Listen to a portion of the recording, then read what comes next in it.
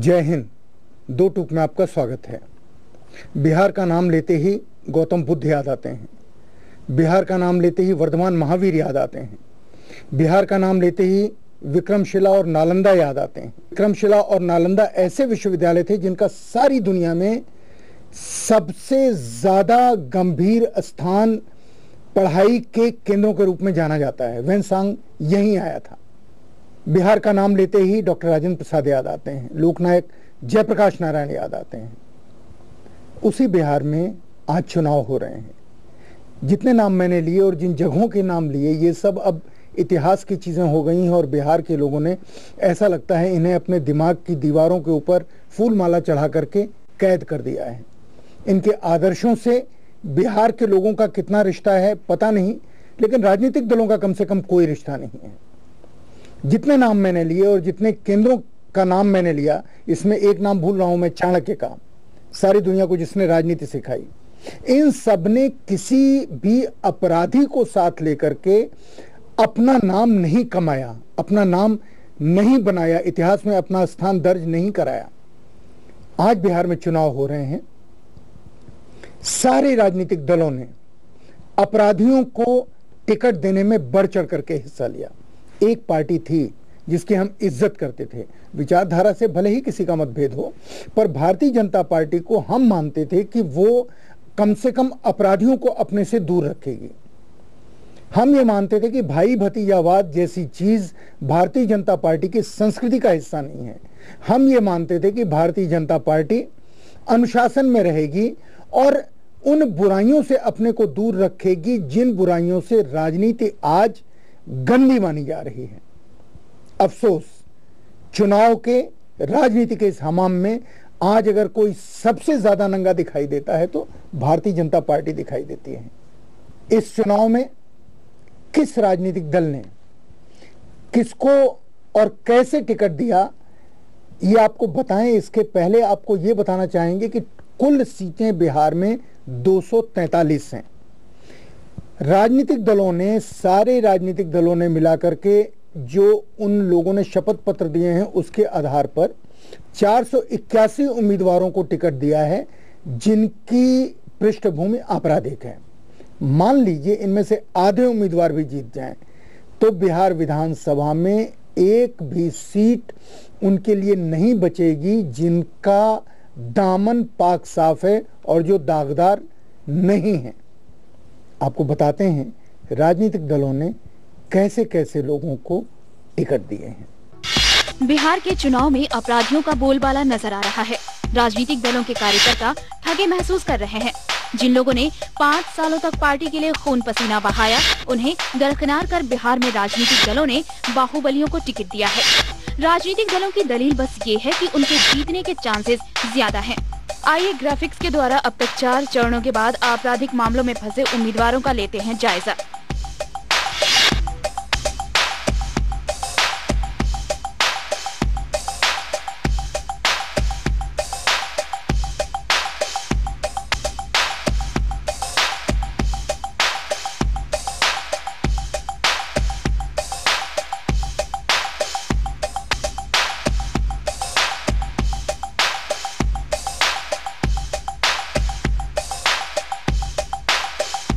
अपराधियों को टिकट देने में सबसे पीछे कांग्रेस पार्टी है।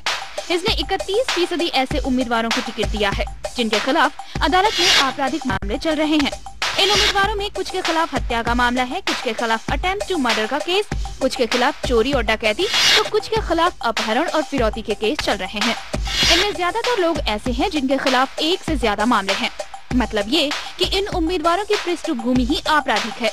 बिहार में ऐसे ही नेताओं को बाहुबली कहते हैं। हैरानी की बात यह है कि इन पार्टियों के नेता अपराधियों को चुनाव में उम्मीदवार भी बना रहे हैं। साथ ही ये भी कह रहे हैं कि राजनीति में अपराधीकरण का खात्मा होना चाहिए। बिहार में पहले चुनाव में ताकतवर बैलेट बॉक्स लूट ले जाते थे और अधिकारियों से बैलेट को छीनकर बोगस वोटिंग करवाते थे। कमजोर वर्ग के लोगों को पोलिंग बूथ तक जाने नहीं दिया जाता था। नेताओं को ये बात समझ में आ गई कि बिना विकास किए, बिना अपने दायित्वों को निभाए, लाठी की ताकत से चुनाव जीता जा सकता है। हर नेता अपने साथ बूथ लूटने वाले गुंडे बदमाश लेकर चलते गए। कई चुनावों के बाद इन गुंडों को लगने लगा कि अगर बूथ लूटने से ही चुनाव जीता जा सकता है तो वो किसी और के लिए क्यों, अपने लिए ही बूथ लूटें, तो वे भी विधायक और सांसद बन सकते हैं। पहले एक बना, फिर दूसरा, और धीरे धीरे बिहार के अपराधियों ने चुनाव लड़ना अपना गोल बना लिया। आज हालत ये है कि बिहार के हर सीट पर कोई न कोई बाहुबली चुनाव लड़ने लगा है। राजनीतिक दलों ने भी इनके सामने सरेंडर कर दिया है। जो लोग राज्य में कानून व्यवस्था की बात करते हैं, उनसे ये सवाल करना जरूरी है कि उनकी पार्टी ने अपराधियों को क्यों टिकट दिया। क्या उन्हें लगता है कि जिन अपराधियों की जगह जेल में है, उन्हें विधानसभा में बिठा देने से बिहार में कानून व्यवस्था ठीक हो जाएगी? बिहार के लोगों को ये तय करना है कि अगले विधानसभा में उनका प्रतिनिधित्व कौन करेगा। जमीनी स्तर पर काम करने वाले सामाजिक व राजनीतिक कार्यकर्ता होंगे या फिर पैसे वाले होंगे? पढ़े लिखे लोगों को विधानसभा भेजा जाएगा या फिर गुंडे और आपराधिक छवि वाले लोग चुनाव जीतेंगे? बिहार की जनता के सामने ऐसे कई सवाल हैं जिसका जवाब उन्हें देना है। ये चुनाव बिहार के लोगों के लिए एक अग्नि परीक्षा है। जिस तरह गौतम बुद्ध को सबसे पहले ज्ञान बिहार में मिला, उसी तरीके से बूथ कैप्चरिंग की पहली घटना भी हिंदुस्तान के चुनाव के इतिहास में बिहार में हुई। सन 67 में ऐसा माना जाता है कि पहली बूथ कैप्चरिंग बेगूसराय के इलाके में बिहार में हुई, और 2004 तक इस बीमारी ने पूरे देश में पैर फैला लिए। बिहार से निकल करके उत्तर प्रदेश, मध्य प्रदेश, राजस्थान, बंगाल, दक्षिण, हर जगह इस बूथ कैप्चरिंग की बीमारी ने लोगों को अपनी जकड़ में ले लिया। ऐसा लगता था कि अब ये जीवन शैली हो गई है, और बिहार में कोई भी आदमी ये मानने को तैयार नहीं होता था कि इस स्थिति से छुटकारा मिल भी पाएगा। और देश के लोग भी बिहार का नाम लेकर के बिहार को बदनाम कर रहे थे। हालांकि वहां पर भी राजनीतिक दल इसी शैली को अपना रहे थे, बूथ कैप्चरिंग की शैली को। लेकिन 2004 के चुनाव में और खासकर 2005 के विधानसभा चुनाव में बिहार में एक दुबला पतला शख्स आया, चुनाव कमीशन की तरफ से चुनाव का प्रभारी बनकर के। पैंट और बुशर्ट पहनता था, चश्मा लगाता था, दुबला पतला था, कोई भव्य व्यक्ति तो नहीं था, केजे राव। और उस एक आदमी ने पूरे बिहार के चुनाव को बदल दिया। उसने ये बताया कि मौजूदा नियमों के तहत जिन नियमों की आड़ लेकर के बूथ कैप्चरिंग लोग करते थे, उन्हीं नियमों को ताकत बना करके केजे राव ने बिहार में चुनाव साफ सुथरे कराए, और सारे बिहार ने केजे राव का नाम बड़े गर्व से लिया और उनको सलाम किया। पहली बार 2005 के, पहले 2004 के, फिर 2005 के चुनाव बिना किसी भय, दबाव या बूथ कैप्चरिंग के हुए। जानते हैं नतीजा क्या हुआ? इस एक तरफ तो चुनाव साफ सुथरे हुए, जिसका श्रेय चुनाव कमीशन या केजे राव को जाता है, और दूसरा काम बिहार के लोगों ने कमाल का किया। उन्हें जब फैसला देने का मौका मिला, उन्होंने बिहार के अपराधियों के खिलाफ फैसला दिया, और बिहार के चुनाव में रिकॉर्ड उम्मीदवार हारे, वैसे उम्मीदवार जिनका दामन दागदार था और जिन्हें लोग अपराधी मानते थे। और ये कोई छोटा काम नहीं हुआ। इससे सारे देश में एक संदेश गया कि अगर नियमों के ऊपर चलने वाला कोई आदमी चाहे तो वातावरण बदला जा सकता है, और जनता को अगर सही फैसला लेने का मौका मिले तो वो सही फैसला ले लेगी। अब इस चुनाव में क्या होगा पता नहीं। ब्रेक के बाद आपको एक और बात बताऊं।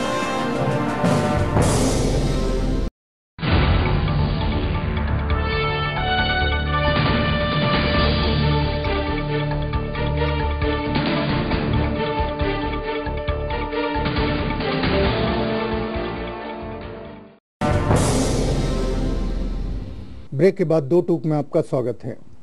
ब्रेक से पहले हम आपको बता रहे थे कि किस तरह हार्डकोर क्रिमिनल विधानसभा में अपनी जगह बनाने के लिए विभिन्न राजनीतिक दलों का सहारा ले रहे हैं। आपको एक छोटी सी झलक दिखा दें। भारतीय जनता पार्टी ने अब तक 73 उम्मीदवार घोषित किए हैं, जिसमें से 47 आपराधिक पृष्ठभूमि के हैं, 64% होता है, जो अब तक सबसे ज़्यादा हैं। एलजेपी ने 53 उम्मीदवार घोषित किए हैं, जिसमें 32 हार्डकोर क्रिमिनल हैं, ये 60% होता है। जनता दल यूनाइटेड ने 102 उम्मीदवार खड़े किए हैं, जिसमें 54 दागदार हैं, ये 53% होते हैं। आरजेडी ने 122 खड़े किए हैं, जिसमें 69 यानी 69 हैं, जो 57% होते हैं। बीएसपी ने 164 उम्मीदवार खड़े किए हैं, जिसमें 62 दागदार हैं, ये 38% होता है। और भारतीय कांग्रेस ने, राष्ट्रीय कांग्रेस ने 171 उम्मीदवार खड़े किए हैं, जिसमें 64 ऐसे हैं, ये 37% होता है। भारतीय जनता पार्टी ने सबसे ज्यादा दागदार उम्मीदवार खड़े किए हैं अब तक, जब हम और आप बात कर रहे हैं। और संयोग की बात है कि कांग्रेस ने सबसे कम दागदार उम्मीदवार खड़े किए हैं। आपको राजनीति की छूत की बीमारी के बारे में बताएं, जिसका हम जिक्र कर रहे थे और जो इस चुनाव से शुरू हो रही है। दरअसल बिहार में एक नए पॉलिटिकल कल्चर का इस्तेमाल हो रहा है। और ये पॉलिटिकल कल्चर है क्या? अब तक बड़े पैमाने पर बड़े नेताओं के बेटे या बेटियां या उनकी बहुएं राजनीति में अपना हक मान करके चुनाव लड़ते थे और चुनाव जीतते भी थे, पर ये बड़े छोटे पैमाने पर हो रहा था। उनमें से बहुत से ऐसे थे, जैसे राजीव गांधी का नाम, बहुत से ऐसे थे जिन्होंने चुनाव लड़ने से पहले राजनीति में काफी काम किया, लोगों के संपर्क में आए। लेकिन अब बिहार के इस चुनाव में विद्रोह कर दिया विभिन्न राजनीतिक दलों के सांसदों या विधायकों के परिवार के लोगों ने। उन्होंने कहा, अगर हमारे परिवार के लोगों को टिकट नहीं मिलेगा तो हम तबाही मचा देंगे। और नतीजा ये हुआ कि सारे राजनीतिक दल ऐसे लोगों के दबाव में आ गए। पिछले उपचुनाव हुए थे बिहार में, उस चुनाव में नीतीश कुमार ने ये निर्णय लिया था कि वो किसी भी ऐसे उम्मीदवार को टिकट नहीं देंगे जो किसी भी सांसद का या विधायक का बेटा या बेटी है या बहू है। नतीजे के तौर पे नीतीश कुमार को हार का सामना देखना पड़ा।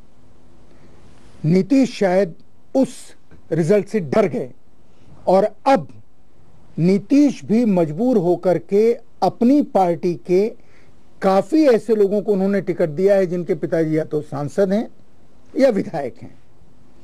आपको दरअसल ये जानना चाहिए कि ये रोग बिहार को अपनी जकड़ में कैसे पकड़ रहा है। और ये ऐसी महामारी है, ये किसी भी बड़ी महामारी का नाम ले लीजिए, उससे बड़ी महामारी ये है, क्योंकि इस महामारी के परिणाम स्वरूप भारत का लोकतंत्र बीमार लोकतंत्र के रूप में जाना जाएगा। कैसे बीमारी की फिजियोलॉजी क्या है, ये देखिए।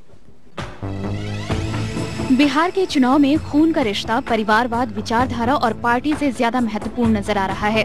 इस बार भारी संख्या में ऐसे लोगों को टिकट दिए गए हैं जिनकी रिश्तेदारी किसी नेता, किसी सांसद या फिर किसी विधायक से है। नेताजी खुद तो चुनाव लड़ ही रहे हैं, किसी की पत्नी, किसी का बेटा, किसी का भतीजा और किसी का बहनोई भी चुनाव लड़ रहा है। बिहार चुनाव के भीतर झांकते ही राजनीतिक दलों का एक खतरनाक खेल सामने आ जाता है।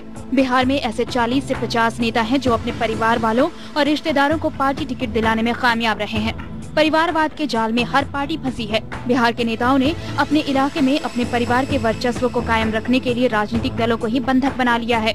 रामविलास पासवान बिहार के कद्दावर नेता हैं, लेकिन पार्टी में उनके परिवार से करीब 6 लोग चुनाव लड़ रहे हैं, जिसमें दोनों भाइयों के साथ साथ 2 दामाद भी शामिल हैं। जेडीयू के लीडर मुन्ना शुक्ला दबंग हैं, तो पार्टी ने उनकी पत्नी को टिकट दिया। वहीं पप्पू यादव की पत्नी भी चुनाव लड़ रही है। महेश्वर हजारी जेडीयू के सांसद हैं, उनके पिता और भाभी जदयू की अलग अलग चुनाव क्षेत्र से चुनाव लड़ रहे हैं। जेडीयू के ही कौशल यादव और उनकी पत्नी अलग अलग जगहों से मैदान में हैं।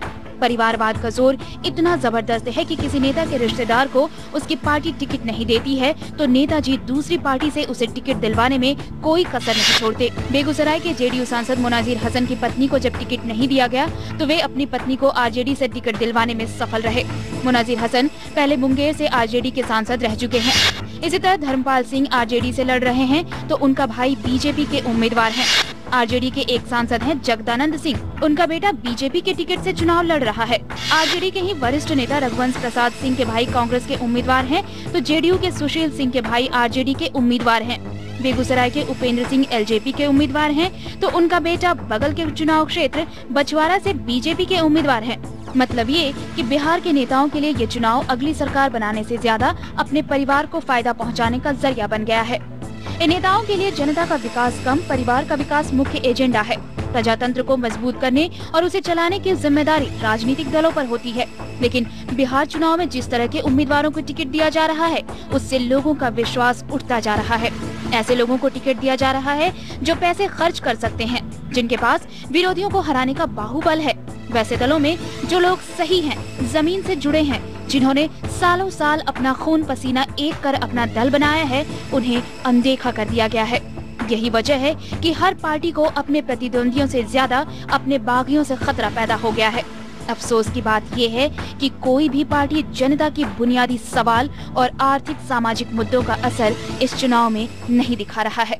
इस रोग से हिंदुस्तान में एक बड़ा खतरा पैदा हो सकता है, वही खतरा जिसकी जकड़ में आज पाकिस्तान है, जिसकी वजह से पाकिस्तान में बेरोजगारी है, जिसकी वजह से पाकिस्तान में जमीनों का बंटवारा नहीं हो पा रहा है, जिसकी वजह से पाकिस्तान में आतंकवाद है। और वो बीमारी है राजनीति के ऊपर। पाकिस्तान में 200 या 225 परिवारों की जकड़, पाकिस्तान की पूरी राजनीति 200 परिवारों के हाथ में है। अगर जो बिहार में अभी हो रहा है, अगर यही होता रहा तो आप निश्चित माने कि यहाँ की राजनीति भी कुछ परिवारों की जकड़ में आ जाएगी। पुश्तैनी सिलसिला, विरासत जैसी एक चीज खड़ी हो जाएगी और उसके नतीजे के तौर पे न बेरोजगारी की कोई बात करेगा, न महंगाई की कोई बात करेगा। पूरी सरकार इन परिवारों के इर्द गिर्द इसके दायरे में चलेगी। इसलिए संभलना बहुत जरूरी है, पर इसमें से कुछ लोगों को हम शामिल नहीं कर सकते। लोकप्रिय नेता एक नाम है दिग्विजय सिंह, बांका से निर्दलीय सांसद जीते थे। बिहार में उन्होंने जबरदस्त काम किया, केंद्र में विदेश मंत्री रहे, वित्त मंत्री रहे। उनका निधन हो गया। वो नीतीश के दोस्त थे, वो लालू के दोस्त थे, वो रामविलास के दोस्त थे। उनके निधन के बाद उस क्षेत्र की जनता ने उनकी पत्नी को इज्जत और आदर देने के लिए जबरदस्ती खड़ा किया बांका से। आज की तारीख में, वैसे तो 24 तारीख को ही पता चलेगा, लेकिन आज अगर किसी एक सीट के बारे में कहा जा सकता है तो ये कहा जा सकता है कि सिर्फ बांका सीट ऐसी है जहां पर संसद का उपचुनाव हो रहा है और पुतुल देवी जीत रही है, क्योंकि वहां का चुनाव एक तरफा चला गया है। पर एक चीज के बारे में थोड़ा सा अफसोस है कि जब कोई ऐसा वक्त आए और कोई राजनीतिक साथी हमसे बिछड़ जाए, उस राजनीतिक साथी की दोस्ती को राजनीति में याद रखना चाहिए। ये पहले होता था, लोग अब भूल गए हैं। और यहां पर नीतीश की तारीफ करनी चाहिए कि नीतीश की खिलाफत की दिग्विजय सिंह ने, लेकिन उस खिलाफत को भूल करके नीतीश ने अपना समर्थन पुतुल देवी को, जो दिग्विजय सिंह की पत्नी हैं, स्वर्गीय दिग्विजय सिंह जी की, जो बांका से चुनाव लड़ रही हैं, कांग्रेस ने भी उनको समर्थन दिया। इसलिए हम नीतीश की तारीफ करेंगे, कांग्रेस की इसलिए नहीं करेंगे कि कांग्रेस के पास कोई चारा नहीं है, लेकिन नीतीश जी की इसलिए तारीफ करनी चाहिए क्योंकि नीतीश जी ने अपने विरोधी की पत्नी को अपनी दोस्ती को याद कर उन्हें अपना खुला और बिना शर्त समर्थन दिया। चुनाव लड़ने से किसी को रोका नहीं जा सकता। किसी का भी कोई बेटा हो सकता है, क्यों उसको चुनाव लड़ने से रोकें? पर यह शर्त तो लगानी चाहिए ना कि आप पहले जनता के बीच में काम करें, जनता की तकलीफ जाने, या आप कहीं से पढ़ के आ गए, आपके पास करोड़ रुपए हैं, खर्च करने की ताकत है, आपने अपनी पार्टी का टिकट ले लिया और चुनाव लड़कर के विधानसभा में पहुंच गए। इसीलिए विधानसभाओं का चरित्र बदल रहा है। बहुत सारे प्रदेशों में ऐसा हो रहा है, लेकिन बिहार में तो जिस पैमाने पर हो रहा है उसका कोई उदाहरण अभी हमें दिखाई नहीं देता। अब बिहार की जनता इस रोग का इलाज करती है या नहीं करती है, फैलने के लिए छोड़ देती है, इसके बारे में ब्रेक के बाद बात करें।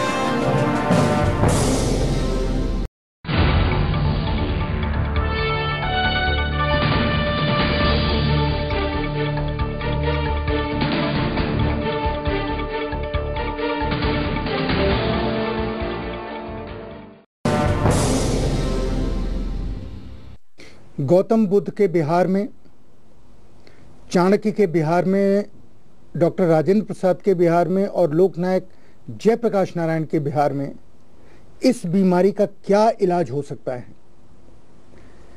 लोग, बिहार के मतदाता उन्हें राजनीतिक पार्टियों का झूठ भी पकड़ना है, राजनीतिक पार्टियों का छल प्रपंच भी पकड़ना है, अपने लिए किए गए वायदों को अपनी कसौटी पर कसना भी है। पर इससे ज्यादा काम बिहार के लोगों को, देश के लोगों को रास्ता दिखाना, वो रास्ता जहां पर इस महामारी का कोई निशान न मिले। और इसके लिए जरूरी है कि किसी भी पार्टी के किसी भी उम्मीदवार को, जो किसी का बेटा है, किसी की बेटी है, जीते हुए उम्मीदवार का, और ऐसा उम्मीदवार जो दागदार चरित्र का है, जो अपराधी है, उसके लिए किसी एफिडेविट की जरूरत नहीं है। आप जानते हैं कौन ऐसा है, उसे हराइए। और ये हराना लोकतंत्र को जिंदा रखने के लिए आपकी आहुति होगी। इस यज्ञ में आपको अगर कुछ ऐसा करना है जिससे देश के लोग, बिहार के मतदाताओं आपको याद रखें, देश का लोकतंत्र आपको याद रखें, तो इन अपराधी चरित्र के लोगों को और ऐसे लोगों को जो राजनीति को अपनी बपौती समझते हैं, वो किसी भी पार्टी के हों, किसी भी दल के हों, उन्हें आप चुनाव में हरा दीजिए। अगर आप ये करते हैं तो सारा देश आपको हमेशा के लिए याद करेगा, ठीक वैसे ही जैसे 2005 के चुनाव में साफ सुथरे चुनाव और अपराधियों को हराने के लिए आपको याद किया सारे देश ने। बिहार में नीतीश कुमार जी कहते हैं 11% विकास हुआ। आप देखिए आपके आसपास विकास हुआ है या नहीं हुआ है। लालू यादव कहते हैं, मैंने 15 साल की वो बात नहीं करते, वो सिर्फ 5 साल की बात करते हैं और कहते हैं कि आगे यादवों का या कुछ लोगों का राज्य होगा। आप उसको भी अपनी कसौटी पर कसिए। रामविलास जी मुसलमानों का नाम लेते हैं, कितने मुसलमानों को उन्होंने टिकट दिए और उनकी पार्टी में अब मुस्लिम नेतृत्व है क्या? और कांग्रेस जो कहती है, जिसने सारी सीटों के ऊपर उम्मीदवार खड़े किए और जो कहती है कि हम ही हैं हर चीज का उत्तर, पार्टी तो पहले अपनी बना लीजिए। मैं किसी का पक्ष नहीं ले रहा हूं, न किसी की खिलाफत कर रहा हूं। बिहार की जनता के मन के ये सवाल हैं, जिन सवालों का जवाब सारे देश को देना है, और ये आपका परम कर्तव्य है। हम जो कहते हैं सच कहते हैं, दो टूक कहते हैं। जय हिंद।